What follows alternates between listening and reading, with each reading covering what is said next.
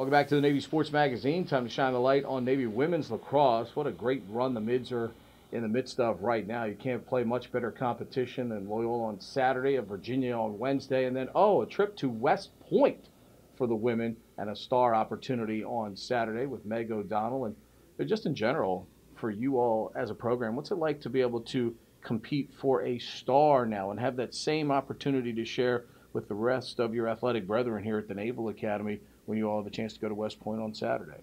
We're really excited about it, and I think it's a great year to have it as our first year just because the star competition is so close this year.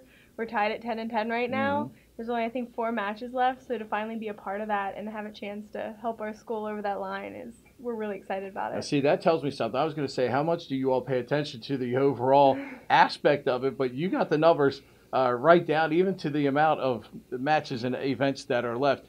A huge sense of pride within all 33 programs here at the Academy to try and win that star program? Absolutely. I mean, Army is the biggest game. Like, Loyola is a huge game for us, but to beat Army, like, throughout the Navy is just a huge deal. So to finally have that opportunity, and especially with this class of seniors, it's just so exciting. Yeah, and, of course, before that, though, big step coming up on Wednesday. You all have played a terrific out-of-conference schedule, games with Boston College, games with Florida. Obviously, in, your league, the fact that you and Loyola, I think, have made other programs raise their level. We've seen Lehigh, we've seen Colgate raise their level of play within the program. Having all of these types of games back to back now, it's a lot different, maybe even from when you got here to the type of schedule. How much different is this type of schedule, even compared to the one that you saw when you first got here? When I first got here, we played a lot of lower games than we do now. We didn't see all the UVA, the Florida, the BCs up there. But I think it's great. It pushes us farther. It makes us work a little bit harder, and it ultimately gets us to our goal. I think that's how we got there last year. We saw these teams early in the season, and we were able to learn from our mistakes, and that's how we got to the Final Four. You look at those. Let's look at those 3 games too. I mean, you're right there in each of the BC, the Florida, and Loyola. When you go back and look at it, literally, is it just 1 or 2 things during the course of a game against teams like that where you make mistakes against other teams that may not cost you? You make mistakes against them, they're the kind of teams that make you pay for it. Is it as simple as just 1 or 2 mistakes in those games here and there that cost you opportunities to get great victories? Not always, but a lot of time I think, like, especially in Florida, we saw that when we were up by 10-2, I think it was, and then we did, like, it was just compiling all those little mistakes on top of each other, where in a game maybe like Lehigh, it was okay, but then you go against a Florida or BC, and all of a sudden they're shoving it right back down your throat, and it's hard to come back from that. But we've been able to learn from that, and I think once we start playing, once we see UVA, once we see Loyola again, we're going to see that we don't make those same mistakes again. At the same time, as a women's lacrosse player, these are the kind of games that you come to a place like Navy for. You get a chance to obviously play Loyola in your league, but hey, like we've said, you've already played 2 national powerhouses. You got another one coming up, top 10 team on Wednesday. You sort of have a measuring stick because Loyola was able to find a way to beat them. So how do you look at this game with Virginia coming up on Wednesday night? It's another great opportunity for you all. It is. It's a great opportunity, and I think it is kind of like a redemption game. Like, we didn't beat Loyola on Saturday, but now we're going to come out firing, and UVA is our next one up. So I think we're really excited to just beat them, come out and finally get that big win that we need. Is it hard, obviously in this case, Army's on the horizon, but you have a game in between. Is it easy to focus on Virginia and make sure that you keep Army on the back burner until it's time to focus on that really on Thursday?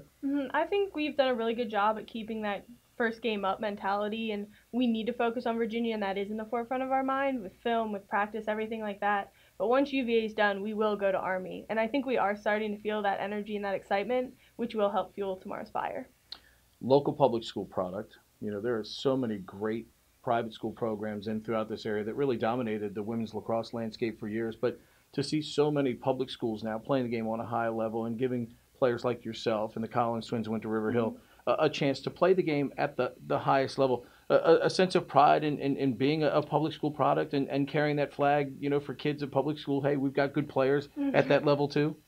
Yeah, it is. It's a really nice opportunity. Like you said, the Collins too. It just shows that don't always need to go to that private school, and the public schools do have the opportunity there. Like, I think I got a lot of lessons, a lot of life lessons, as well as lacrosse, out of those coaches, those players, and those schools. and I've been able to take them here. And it's kind of a good mesh between the private and the public schools because everyone comes from those different backgrounds on the team. Yeah, when you look at the depth of your program right now, I mean, there are players that get limited minutes right now simply because of the quality, especially of the starters. But how competitive now does it make your practices on a daily basis? Because really, that's, I'm sure, something that for every team that plays good lacrosse, plays top 15 lacrosse like you all are, you've got to have challenging practices. And you see that same talent level, obviously, as you prepare during the week from the kids who may only get limited minutes, but obviously give you all a great push during the week. Oh, absolutely. And we say it all the time. Like, the girls on the sideline are just as good as the one on the field. We have certain players on defense that push me every week, and I'll see a player in a game and be like, wow, thank God that player was there in practice because now I'm ready for it. If you were to put any of those girls on the field, I have no doubt that they would just mesh right in and we play a great game. And I think you're going to see that in years to come. Let's just say, too, I mean, in the case of your practices, when you go through drills and even some scrimmage activities, when you play against Blake and Caitlin and Marie and Sarah and players like that, how much does that help you all during the course of the week, just being pushed and making yourself accountable to practice to a higher standard so you'll hopefully play at a higher standard in the games? And I think that that's something we talk about a lot. Like, you have to push yourselves, especially like we have drills like 1v1s where it's just an attacker and a defender. Mm-hmm. And to go up against yourself and have to take someone like, for me, Marie and I are very good friends, and have to go against someone of that high caliber, like, to do that, it might not be like my favorite thing to do, but at the same time you have to do it so that you're going to be ready in the game, and maybe I can teach her something along the way to help her in the game as well. I was going to say, you bring up a good point there, because I think out of any sport that is played right now where there's offense and there's defense, I'm not sure there's any sport that it's tougher for the defense to play right now than women's lacrosse. There are so many rules that work against you as a defender in the sport of women's lacrosse. How important is it for you all to put the other foot on and give them great looks during the course of the week? Because I think it's incredibly difficult for defenders in this sport right now. Oh, absolutely, and especially with penalties like shooting space or 3 seconds just in practice, for them to get used to those things and to know where their feet are, to know like how to slide in. And if we can help them get there so that they think in a game, they're like, oh no, this happened in practice, I need to realize that I can't do that in a game, it makes a world of difference.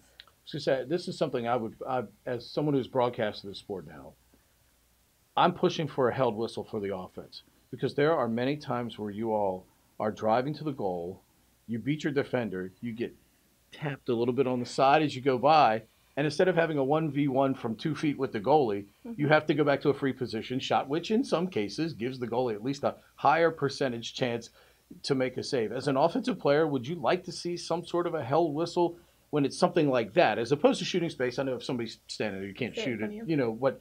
Would you like to see the opportunity for a held whistle if possible? Because I think at times you all kind of get jobbed a little bit when you could have a 1v1 from 2 feet as opposed to having to go back to a free position shot. I think that it's a very interesting idea. I think it would really change the game of women's lacrosse, and that's kind of tough to think about, but at the same time we saw the introduction of free motion and the quick start, which we were kind of nervous about in the beginning, but it's added so much to the game. The quick start's been almost ridiculous. It's been incredible. Yeah. We've loved it, but it has changed the game. So even though I'm a little apprehensive about that, I think it would be a really good positive change. And we even saw that with now that when you shoot before the whistle, you don't have to bring it back to the 8-meter, which has been awesome. So I think if that could be implemented a lot like that was, and we could have that positive change, then it would really up the game. I'm just looking for something that keeps more flow to the game, keeps the game moving for you all. I mean, because right now there's so many whistles, so much choreography from the official. That's what I call it choreography, because the official wants to know you got to get that 3 more inches back this way. I just want to get less choreography and more skill from you all on display, because I just think sometimes the great skill that you all put on display at times gets robbed a little bit when we have those kind of whistles, which in some cases could be held. Like I said, shooting space and somebody standing there, you can't shoot. You hit them in the face, their face gets all banged up, because we're not going to put helmets on you. No. We're never going to put helmets on you in this game. We know that. Appreciate all the time today. Best of luck against UVA, and then we'll start concentrating on Army on Thursday. We'll see you up there on Saturday. Perfect. Thank you. All right. Meg O'Donnell joining us here on the Navy Sports Magazine.